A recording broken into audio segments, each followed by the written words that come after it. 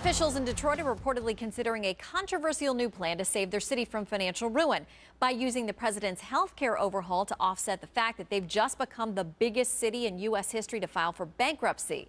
The Motor City owes some $5.7 billion in retiree health care costs, and now officials are apparently considering pushing folks onto the president's plan who are too young to qualify for Medicare. And while the administration has vowed that the U.S. taxpayer will not be paying for a Detroit bailout, if this plan goes through, it could mean U.S. taxpayers will end up footing the bill for more than just Detroit retirees. Michelle Malkin is a columnist and Fox News contributor and joins us now to discuss. All right, Michelle, we've been told no federal money allegedly is going to Detroit to help with the bailout. This might be a backdoor way to make that happen, though. Yeah, it might not even be a backdoor. I really think that this is a front door bailout, and it's turned Obamacare into the mother of all bailout vehicles. It's not a surprise to anyone who saw that from the beginning, the Obamacare architects were constructing a way to basically facilitate this cost-shifting stampede. And what Detroit is doing is not actually new, because a couple of months ago, Rahm Emanuel and the city of Chicago announced that they were going to do the same kind of thing, dump their retirees or near retirees onto the Obamacare system.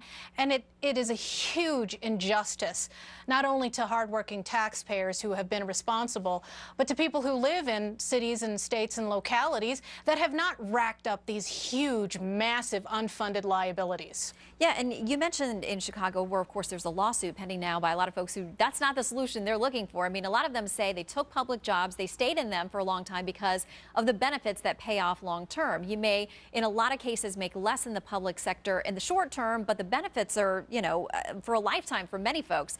We now understand that 61 major cities in the U.S., there's $126 billion in retiree health care commitment, and all but 6% of it is unfunded. So I imagine this is going to go past Detroit. If it works, I can imagine a lot of other cities where they're going to say, let's put these folks on the exchanges, and that's not free. Yeah, that's right. It's going to add up to trillions more in costs for all of us who are paying for the Obamacare bill. It is a massive sea of red ink.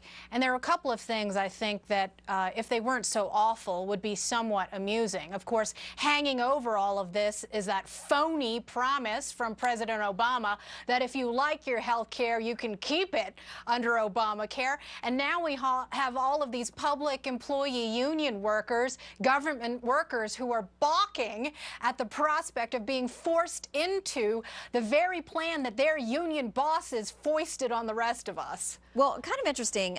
Professor Timothy Jost, who is a law professor at Washington and Lee, he makes some really interesting points, and he's really followed the law and its implementation as we've seen it roll out. He says, you know, this is mandatory spending. If Detroit and other cities put these retirees onto the exchanges, it's mandatory government spending. So it's not like the feds can say, we didn't expect this, we can't pay for it. He also notes that if it does work for some of these retirees, they can actually have to pay more ending up on the exchange than they would, obviously, if they stayed under the plan they thought they were going to get. And the one that a lot of times they agreed to other concessions or deals because they thought they were getting those benefits. There's a third category here, though, of people who may not qualify for Medicare, and they may also not qualify to get into these exchanges. Is it possible that Detroit and these other cities could actually leave these retirees with zero health care options? Because I don't think that was the purpose of Obamacare. All trenchant points, and I think that analysis points up to the fact that, yes, there will be a lot of these orphan workers or retirees who have nowhere else to go. I think it's going to be a huge legal headache and thicket for years to come.